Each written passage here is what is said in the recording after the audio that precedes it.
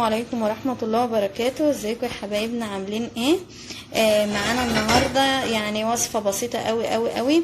هو طريقة بس جديدة مختلفة لعمل الرز المصري بتاعنا العادي.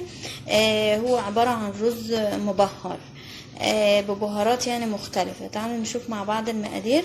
3 كوبايات ونص رز مصري العادي بتاعنا خالص، 3 معالق زيت، معلقتين زبدة كبار، وده مكعب مرقة الدجاج.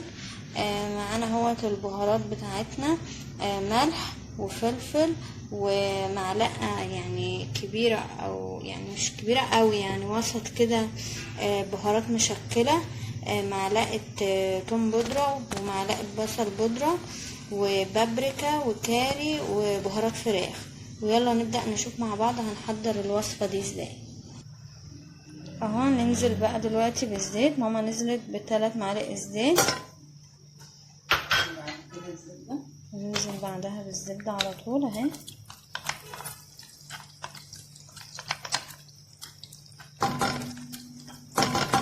بس الزبدة تسيح، الزبدة تسيح معانا.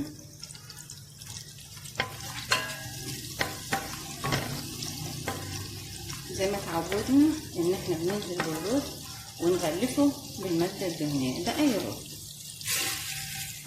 نزلنا اهوت بالرز، بنقلب علشان يتشمع بالمادة الدهنية زي ما احنا كنا قايلين. اي رز لازم اقلبه في المادة الدهنية بتاعته عشان يتغلف ويبقى مفرفر ما يعجنش مني. انزل بقى بالبهارات. ننزل بهارات. هو الرز ده اسمه رز مبهر، يعني اساسه عندي هو البهارات. هو فكرة جديدة يعني طريقة عمل الرز اهي. طبعا ادي مكعب ايه؟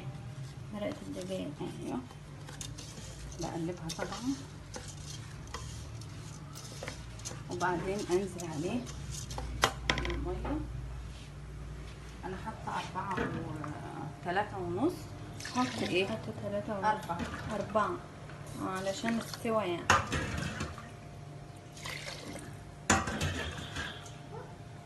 هسيبه بقى لما يغلي ويتشرب، بعدين ايه اوطي عليه. هتلاقوه جميل جدا، طعمه جميل جدا ومختلف، غير اني ببقى بعمل مع البانيه مع المشويات بعمل رز بسمتي، يعني بنغير تغيير. حتى طعمه جميل يعني، انتوا هتجربوه يعجبكم قوي. اوطيه بقى واسيبه لما يتشرب. اهو الرز معانا اهو يا جماعه بعد ما اتشرب. خلاص كده انا هوطي بقى عادي. هنبدا نوطي بقى عليه يا ماما، صح؟ هوطي عليه واحط الشياط. والله يا جماعه ريحته جميله قوي قوي. هو رز مبهر يعني يا ريت تجربوه فعلا. اهوت الرز معانا يا جماعه تقريبا خلص. الله ريحته حلوه قوي يا ماما، فتحت نفسي على الاكل. طعمه جميل جدا. اغير بقى الرز البسمتي والمكرونه. تسلم ايدك بجد، اي حاجه مختلفه برضو جنب الايه المشويات البانيهات. حلو انا والشفا. اهو يا جماعه خلاص الرز بقى جاهز معانا اهوت وغرفناه في الطبق. وهيعجبكم قوي لو جربتوه، وانا بنصحكم تجربوه. حلو قوي قوي قوي، هيعجبكم وهيعجب ولادكم وتغيير في الاكل.